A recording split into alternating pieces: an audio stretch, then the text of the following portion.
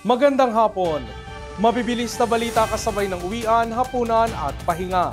Mga up-to-date na balita ngayong araw ng Biyernes. Garantisadong mabilis lang to.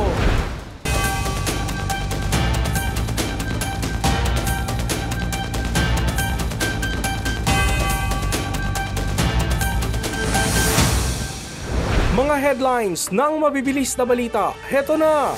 Bagyong Krising lumakas pa sa tropical storm. Signal number 2 itinaas sa 8 probinsya ng Northern Luzon.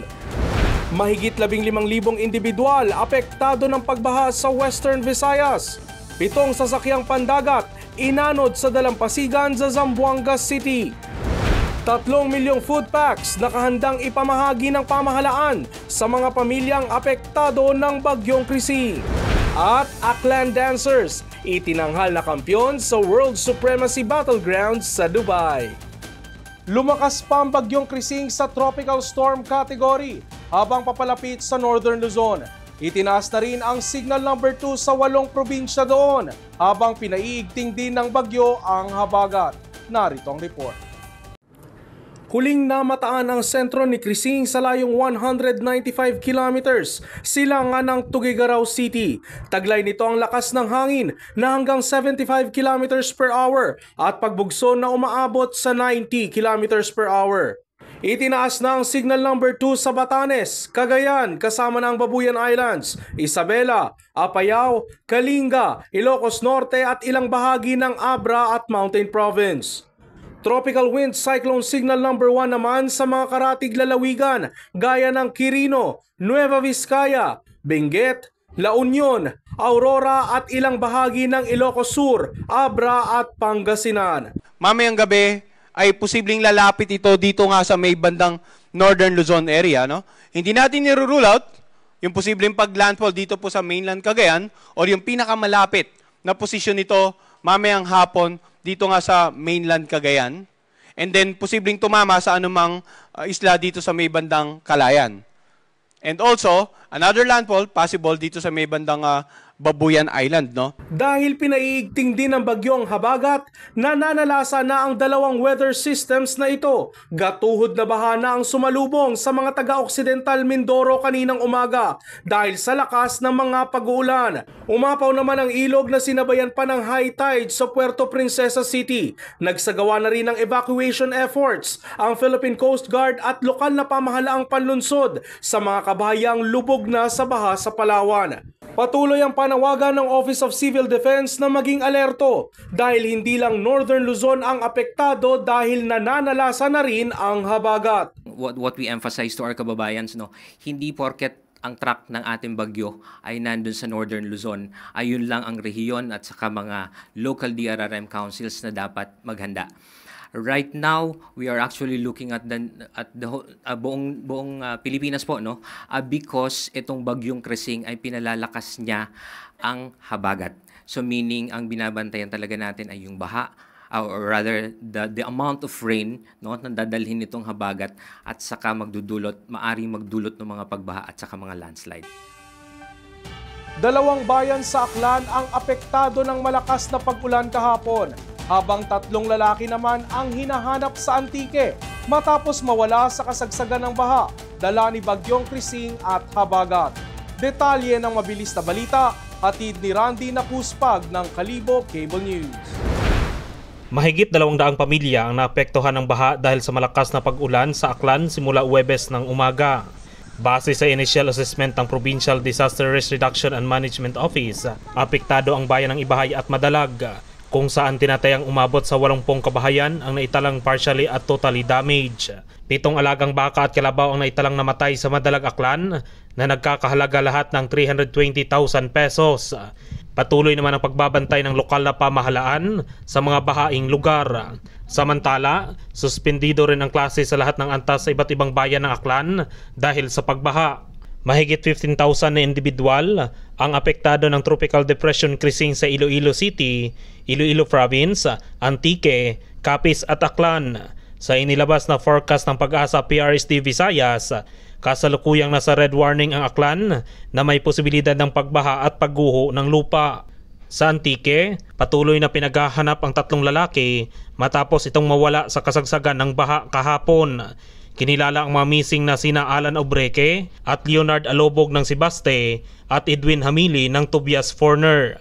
Sa kaparehong bayan, halos matabunan na ng gumuhong lupa ang 4 na kabahayan sa barangay Abiera, Sibaste, Antique matapos ang tuloy-tuloy at malakas na pag-uulan kahapon.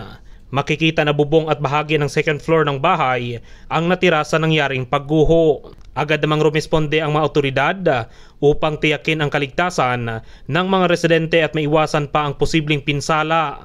Wala namang naiulat na nasawi sa insidente. Ayon kay Ernesto Galido, tagapamuno ng Municipal Disaster Risk Reduction and Management Office ng Sibaste, 3 sa mga bahay ang partially damaged habang 1 naman ang tuluyang nawasak o totally damaged. Nagpaabot naman ng food packs at bigas ang provincial government sa mga evacuees sa Colase at Sibaste. Sa ngayon, patuloy ang isinasagawang assessment at monitoring ng MDRRMO upang matiyak ang kaligtasan ng mga residente, lalo na sa mga lugar na mataas ang panganib sa landslide.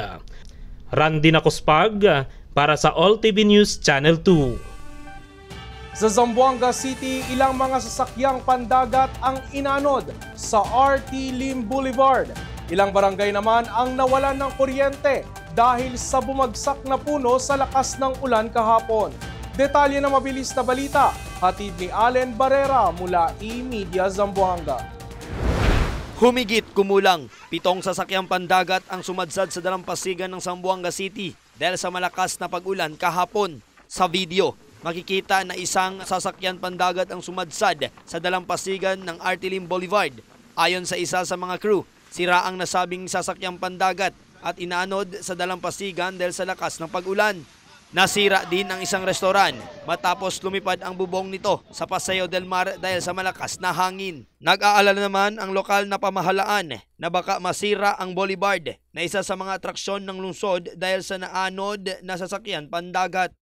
Samantala, sa Barangay Maasin, 5 barko ang inanod sa dalampasigan dahil sa masamang panahon habang isang cargo vessel din ang nasadlak sa Sinunog, Zamboanga City.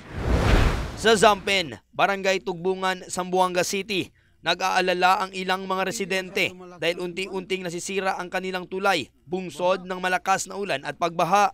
Ilang mga barangay din sa lungsod ang nakaranas ng matagal na brownout dahil sa punong kahoy na natumba sa mga kable ng kuryente. Agad namang kinansela ng pamahalaang lokal ang klase sa lahat ng mga paaralan, pribado man o publiko, mula kahapon Huwebes hanggang ngayon Biyernes dahil sa masamang panahon na dulot ng habagat. Wala naman na italang nasawi o nasugatan sa nasabing mga insidente. Nakahanda na rin ang pamahalaang lokal na magbigay ng tulong sa mga apektadong mamamayan. Mula dito sa Zamboanga City, Allen Barrera para sa All TV News Channel 2. 3 milyong family food packs ang handa ng maipamahagi ng pamahalaan sa mga apektadong pamilya ng lumalakas na bagyong Krising. Yan ang tinitiyak ni Pangulong Bongbong Marcos matapos inspeksyonin ang Operation Center ng DSWD. Mabilis na balitang hatid ni Michelle Guillam. Ipinakita ng Department of Social Welfare and Development ang teknolohiya na ginagamit nito para sa mas mabilis na packaging ng mga relief goods. Kung dati ay mano-mano ang pagpapak ng mga pagkain, ngayon malalaking makina na ang ginagamit para maging madali ang proseso, lalo't malaki ang papel nito tuwing may kalamidad. Personal na inspeksyon ni Pangulong Bongbong Marcos kaninang umaga ang mechanized system na ginagamit ng DSWD sa National Resource Operations Center nito sa Pasay City. Ayon kay DSWD Assistant Secretary Irene Dublao, ang bawat box ay may lamang bigas, 10 assorted tin cans tulad ng corned beef, tuna flakes at sardines, pati kape at chocolate powder milk. So dito nakita niya na yung mechanized packing system. Pinakita natin na mula doon sa sacks of rice ay babagsak yung 6 kilograms doon sa ating vacuum packing machine. Isisil po yan and then ilalagay doon sa mga slatted cartons. Pinaliwanag rin ng opisyal kung paano nasisiguro ng DSWD ang kalidad ng mga food packs para maiwasan ang pagkakasira ng mga ito. Na kung saan ititape na nga po siya noong ating machine and lalagyan na po noong barcode doon sa sticker na nakita niyo po na linagay, nakalagyan dyan yung date of manufacturing, date of expiry, and kung saan po siya madi-dispatch na rin. So that will be easier for us to track ito pong mga family food packs na idinidispatch po from our production. Ngayong nananalasa ang bagyong Krising, hindi bababa sa 3 milyong family food packs ang hininda ng DSWD para sa mga apektadong pamilya. So, siguro sapat naman yun kung kahit ano pang nangyari. That is, nung kami ay unang sinimula namin ito, ang nakareserba lang para sa relief ko, 500,000 na packs. Ngayon, pinataas namin, naging 1 million, naging 2 million, ngayon 3 million na.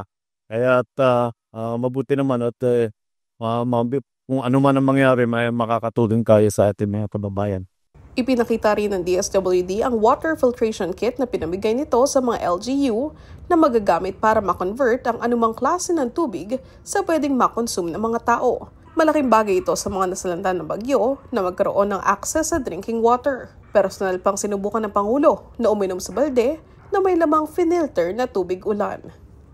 At yung tinesting namin, yun yung balde na merong filter na kahit anong klaseng tubig, wag lang malat, pero kahit na ibaba sa fresh water, kahit hindi masyado malinis, pwedeng ilagay sa balde, pwedeng inumin, dadaan lang doon sa filter na yon. Ayon sa Malacanang, nakakalat ang family food pack sa higit 900 storage hubs ng DSWD at may 2.9 billion pesos na standby funds para sa relief operations na kagawaran sa mga apektadong lugar. Michelle Galiam para sa All TV News Channel 2.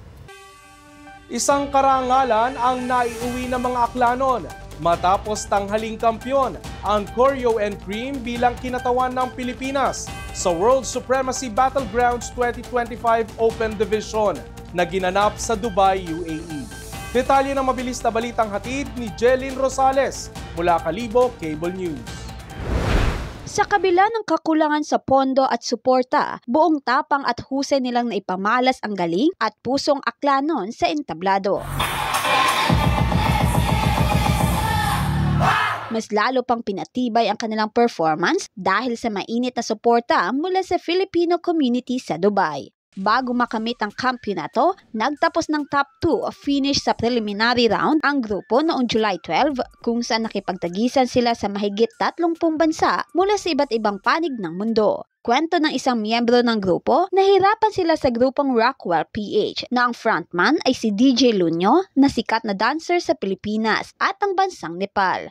Labis ang pasasalamat ng Choreo and Cream sa suporta na tanggap mula sa mga Pilipino at Aklanon sa kanilang journey sa pagsali sa 2025 World Supremacy Battlegrounds.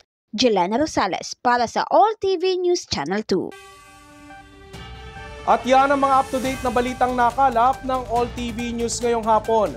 Para sa iba pang balitang mabibilis, bisitahin ang aming website, alltv.ph/news. Sundan din ang All TV News PH sa Facebook at YouTube at makinig sa All Radio 103.5. Ako si Ralph Lopez. Happy weekend!